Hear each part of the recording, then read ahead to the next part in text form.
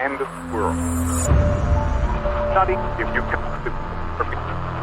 I foretold Scripture. These are the ends of days. All of humanity should gather as one prayer for the preservation of the living and the soul of the elect. May God have mercy on us all.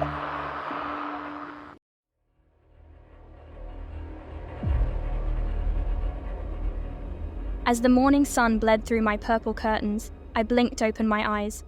My room, usually so comforting with my stuffed animals and fantasy books, felt different, strange. There was an unsettling silence that seemed to weigh heavy in the air. No hum of the refrigerator, no beeping of my alarm clock, no comforting sounds of Mom making breakfast or Dad's laughter echoing from the living room. Confusion stirred in my chest, washing over me like a cold wave. I rubbed my eyes, tried to shake off the uneasiness that was knotting my stomach. My heart felt like a drum against my ribs as I snuck down the stairs, my pink pajama bottoms brushing against each step. Downstairs, Mom and Dad were huddled over a small battery-powered radio in the kitchen. The room was dim, lit only by a lone flashlight. My little brother, Tyler, clung to Mom's leg, his usually bright eyes wide and scared. China, attacked, power grids down. The radio crackled, the words punching holes in the silence. My heart felt like it was sinking. China. I knew from social studies that China was a big, powerful country. But war? Here? It didn't seem real. My mom, always so strong, seemed smaller somehow, trembling. And Dad, always ready with a jokey or a smile, looked worn and serious. Tyler was crying, his small body shaking with fear even though I wasn't sure he understood what was happening. A shiver ran down my spine. I didn't fully understand either, but I knew something was wrong, something bad.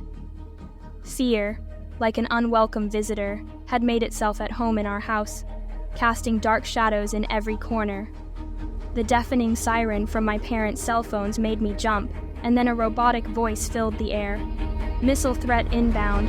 Seek immediate shelter. This is not a drill. The words felt like icy fingers tracing down my back. Dad pulled Tyler and me close, his hands firm but shaking. "We'll be okay. We're going to the basement. Now," he said. I could hear the fear underneath the sternness in his voice. Mom, tears streaming silently down her face, picked up Tyler and led me towards the basement. The concrete steps echoed under our feet as we rushed downwards. In the chilly basement, huddled together under the harsh glow of a single flashlight, I felt the uncertainty growing. The radio spat out updates, each one adding to the lump of fear in my throat.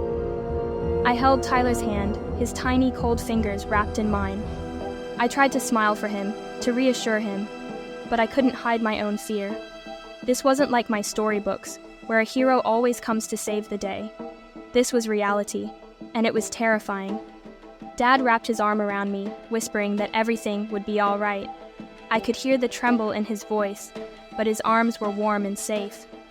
Mom cradled Tyler, her shaky lullaby trying to shield us from the fear that was creeping closer. Our small family, huddled together, facing the dawn of a new day, wrapped in a shroud of uncertainty. But even in the enveloping darkness, a faint spark of hope flickered. This wasn't the end of our story, just an uncertain chapter in a longer tale.